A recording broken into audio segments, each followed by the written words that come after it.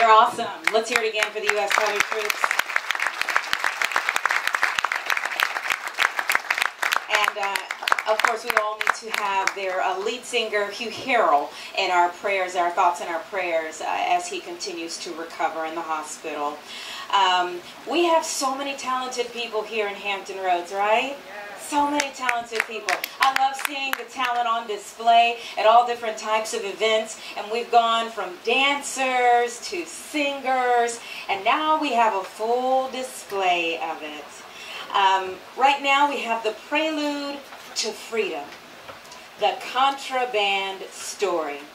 It's interpreted by Miss Charity Robinson, directed by Pastor Thomas Dudley Sr., and let me tell you about the cast members. They have Keisha Capers, Brian Cheeseman, Dennis Dykes, Tony Gabriel, Chad Johnson, Shanique Randall, and Lamont Williams. Again, the Prelude to Freedom, the Contraband story.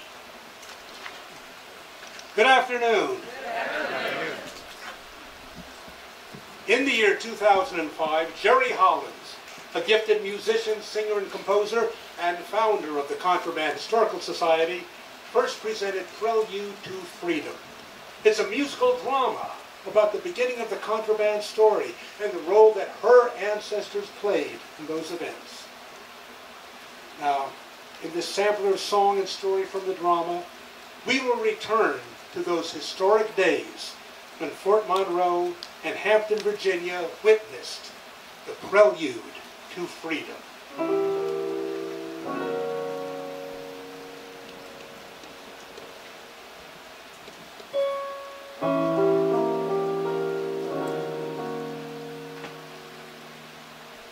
It is the spring of 1861. Civil war has come to America, and the voters of Virginia have chosen to stand with the Southern Confederacy.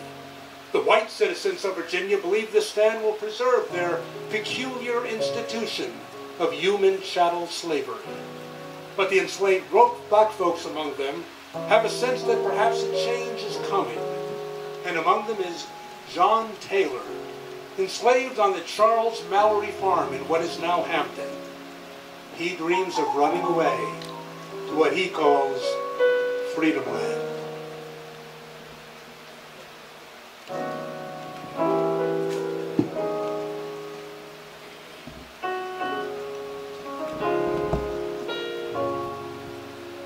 Did you hear what Master Mallory said? They done talk about the war today, and Miss Twine is scared as she can be, 'cause she may have to set her negroes free. Master John said he gon' use the school to teach the boys military rules. Master Armstead's gone back to the farm to make sure his family meets no harm. But I ain't afraid. I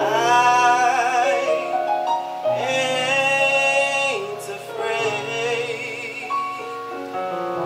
'Cause if I die, the Lord's gonna come for me. Take me home where I knows I'll be free.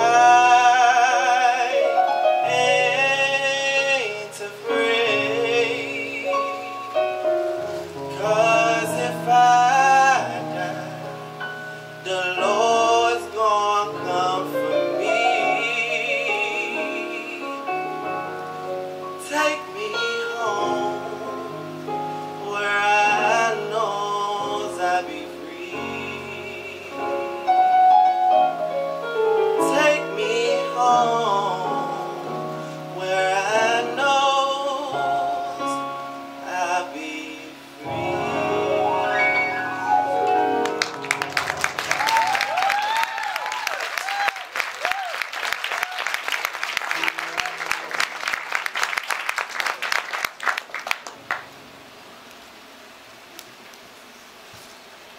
But the enslaved adult men, wary of reprisals from the farm's overseer, cautioned John to be careful what he says.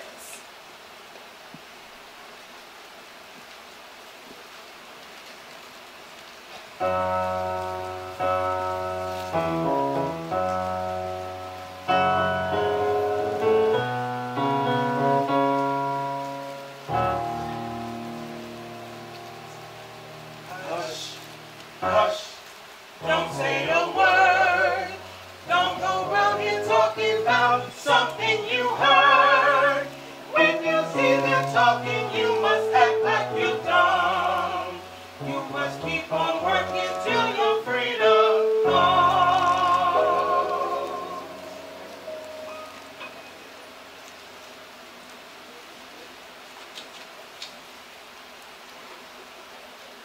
For other enslaved men, the war is unsettling.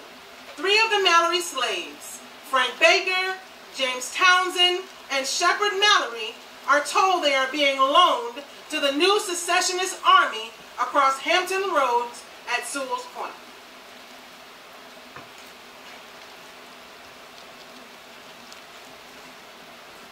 They'll send us away. But we live here in Hampton all our lives. It's our home. Well, Sewell's Point ain't so far. Just to the other side of Hampton Road. You know the Army? First it goes here, then it goes there.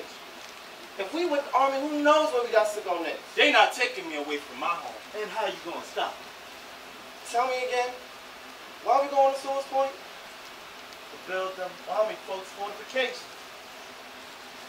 Bad enough, they send us away from home to dig ditches. I ain't standing for it. I swear, I'm gonna run away. We all to run away.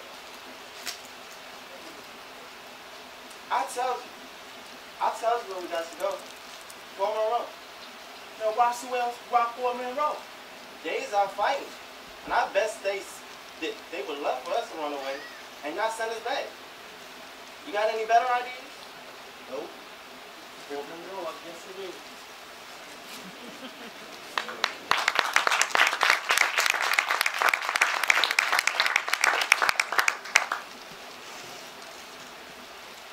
Hampton civic leaders believe they have everything under control. Among them is John B. Carey, major in the Virginia militia and a principal at Hampton Militia Academy.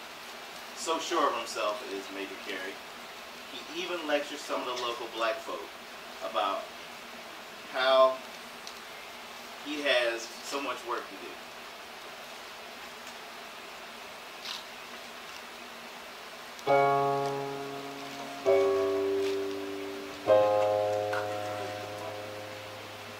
When I was just a little kid, I wanted to do everything my father did. But I realized I was just a fool. So that's why I became principal of that there school. I had to work. When I was 4 years old, I had to work. They had me shoveling coal. My mom and dad used to beat me, but my mama couldn't treat me like a child because I had to work. I had to work for all the food we ate. I had to work. I was in a terrible state. My granny used to tell me my papa was going to sell me like a slave if I didn't work.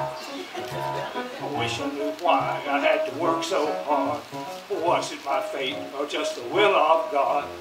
Working sent Papa to an early grave. And then I was his only slave. I had to work. Just to work, I had to work. Put shoes on my feet. I walked away in the berry to get there in a hurry to do my lessons because I had to work. I wish I knew why I had to work so hard. Papa to an early grave. He made me work like I was his only slave. I had to work. Just to build this school, I had to work. To learn the golden rule.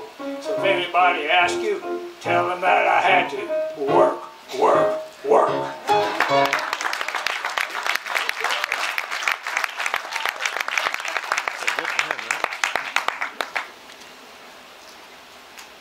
But meanwhile, in the fields of Mallory Farms and others like it are the people who truly must work hard. Work without pay. Work without hope of betterment. Work and how others order them to.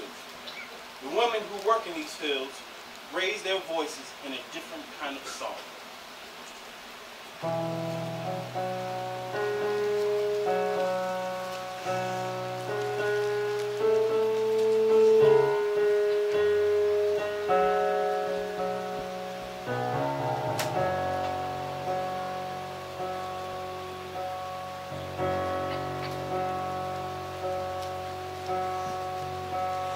Heavenly Father, won't you come for me?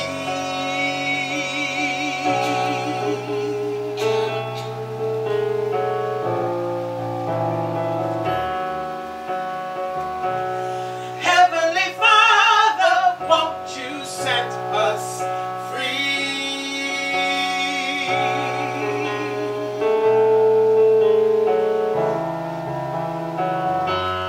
We are out in the fields. We are out in the fields. We must work while this day. We must work while we pray. We are out in the fields. We are out in the fields. Lord, say you can sit down till you draw us to the ground.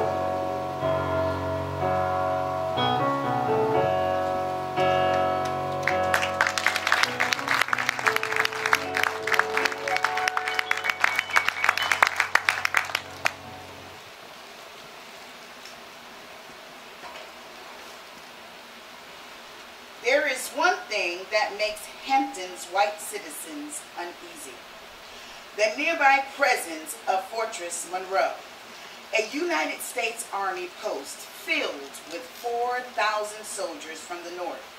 Some of the Hamptonians plot to burn down the bridge between the fort and the town, but the army learns of the plot and stops it, which gives some victorious and drunken Union soldiers something to sing about.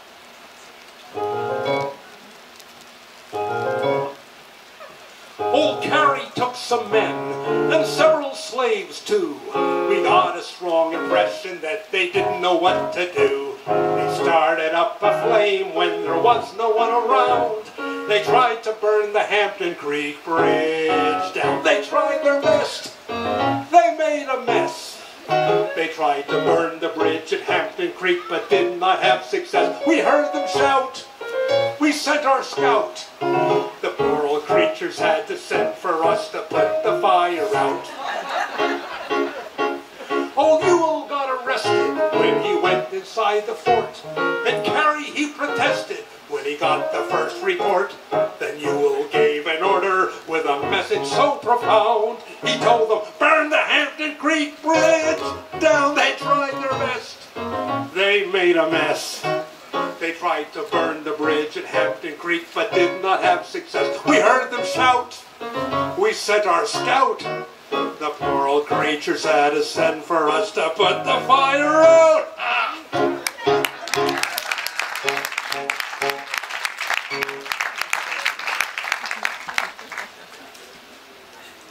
Now a stranger has come to Hampton, a man named Joseph Brooks.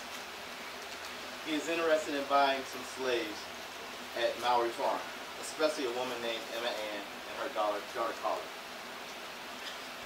But he is no slave trader, and he has a remarkable story to tell. Though he has passed for a white man, he is the son of the enslaved woman, Emma Ann, and he has a plan to buy his mother and his sister to give them freedom.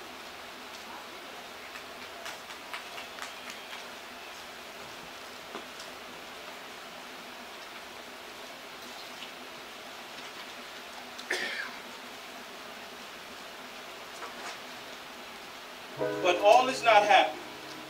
Charles Mallory suspects that the young John Taylor knows something about the local slaves' plan for escape. And he tells John's mother, Hattie, he will beat the truth out of that boy.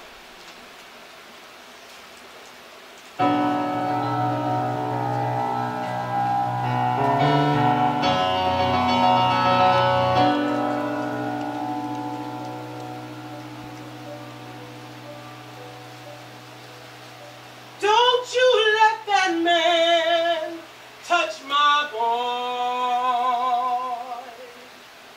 You know I would die for my boy. What are you talking to? Out of mind to sell you. Maybe you don't understand. I ain't scared of no man. Woman, you done said enough. Now you trying to act real tough. I'll have Cain to whip you too. You'll be sorry if you do. Woman, are you threatening me? Touch my boy and see.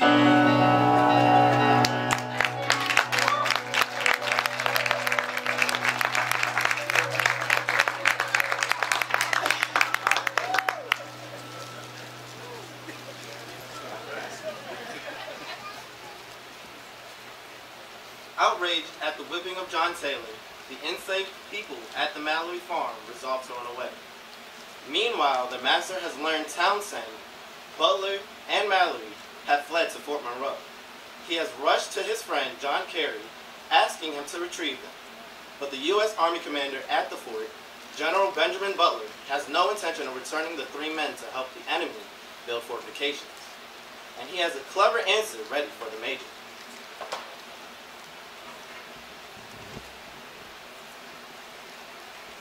So, Major Carey, what business do you have with me? The three Negroes that fled to your fort belong to my friend, Colonel Charles K. Mallory.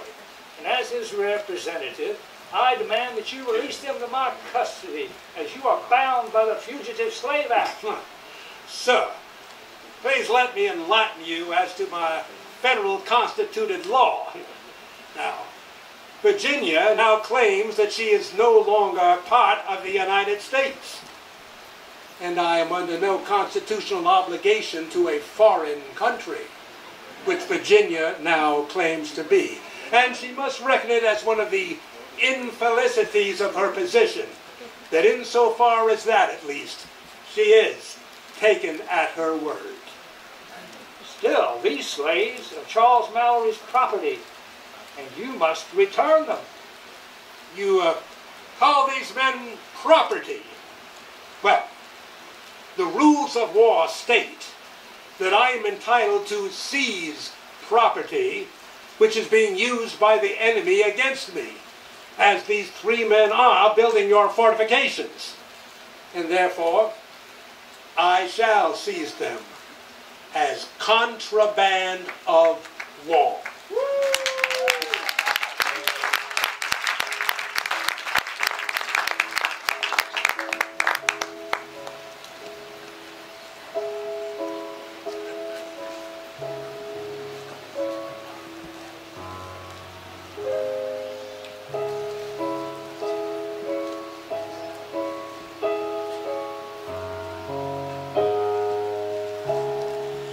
Contraband.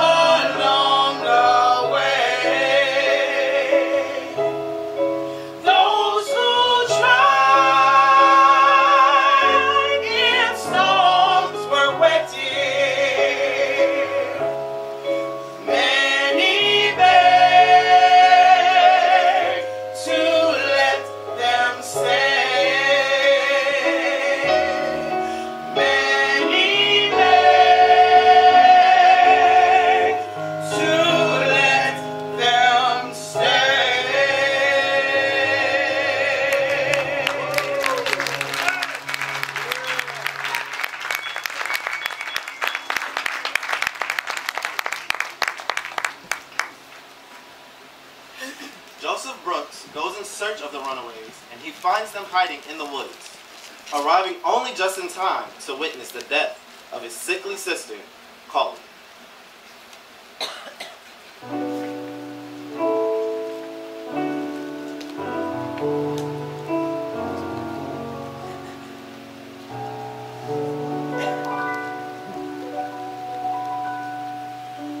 When Jesus died, he died for me.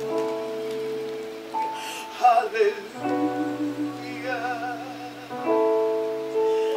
Hallelujah. And when I die, I is one and be free. Hallelujah.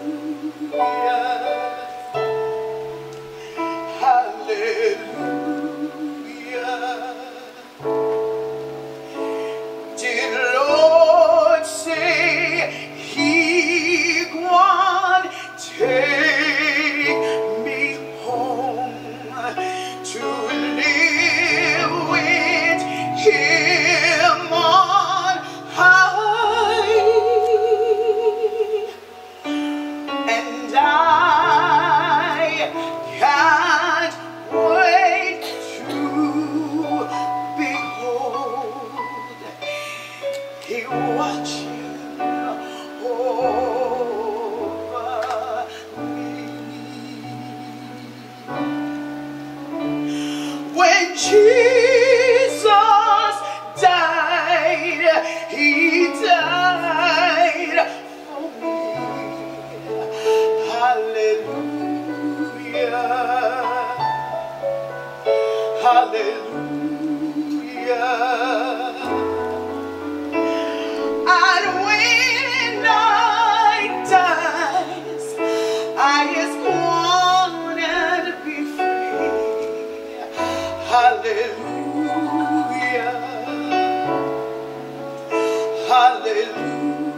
Hallelujah. Dear Lord, say he would take me home to live with him on high. And I just can't wait to behold his glory in the sky. His glory in the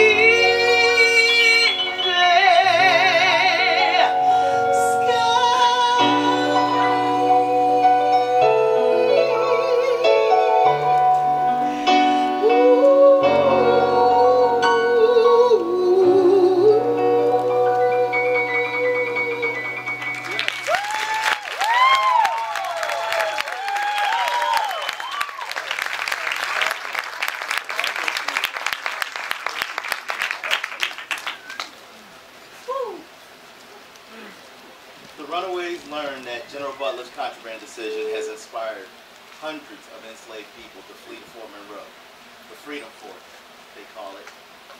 They decided to go there too. As they pass through the city of Hampton, they are horrified to see it has burned to the ground. August, the runaways' leader, sings of his anguish and horrors of war.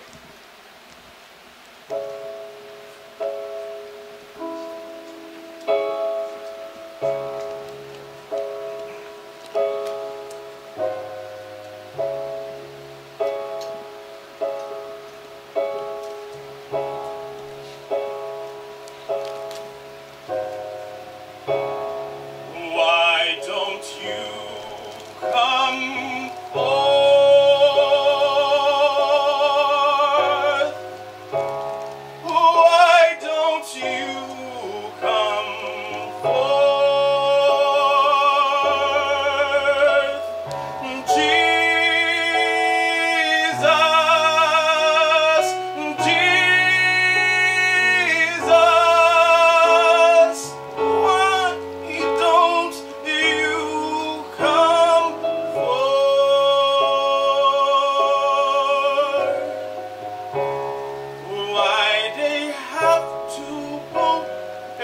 burned it down.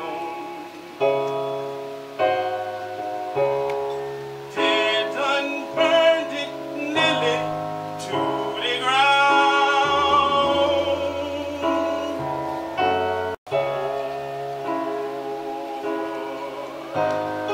We must really have to take control.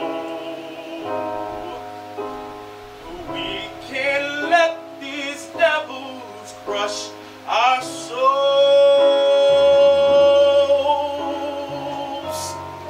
We must give it a try, people. God will soon come forth. Why don't you come forth? Why don't you come forth?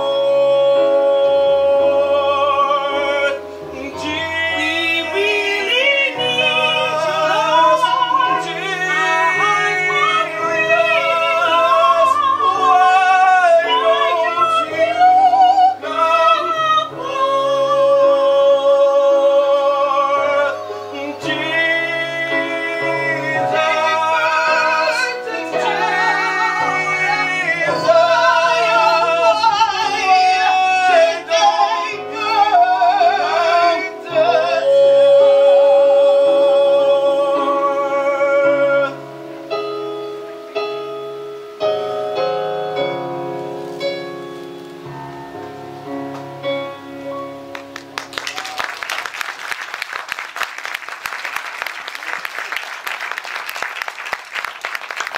As for the people escaping their bondage, there are now too many of them to fit inside Fort Monroe.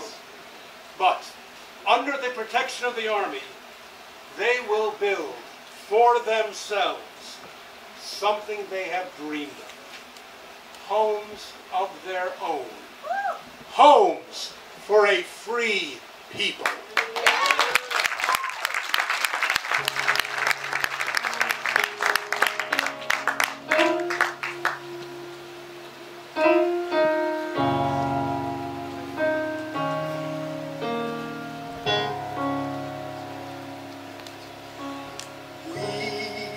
One build a home, and we's going to call it Slap Town. We won't have to roam. We can finally lay our burdens down. God is on our side. He will give us food and water. He will be our guide till we live with Him on high. We gon' build a home and we're going to call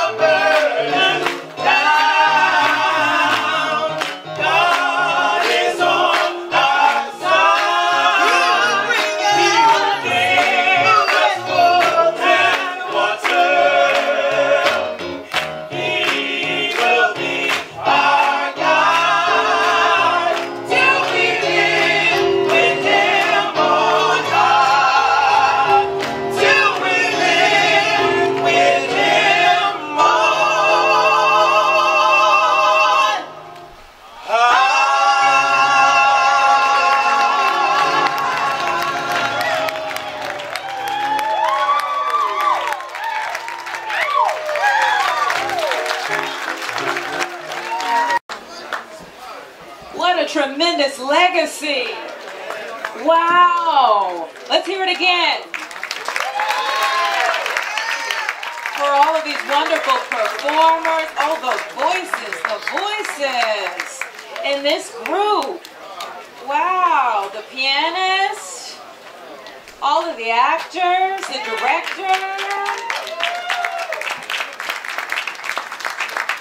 True talent, true talent. And of course, Jerry Hollins. I mean, you know, you think about a legacy. People are performing your work for years after your sunset, but really your life goes on through their work. That's just awesome. Let's hear one more time for them. I'm sorry. That was great. That was great. We went through the range of emotions. At one moment I was like, in the next moment I was like, what happened to you? It was great. Absolutely great. Truly enjoyed that.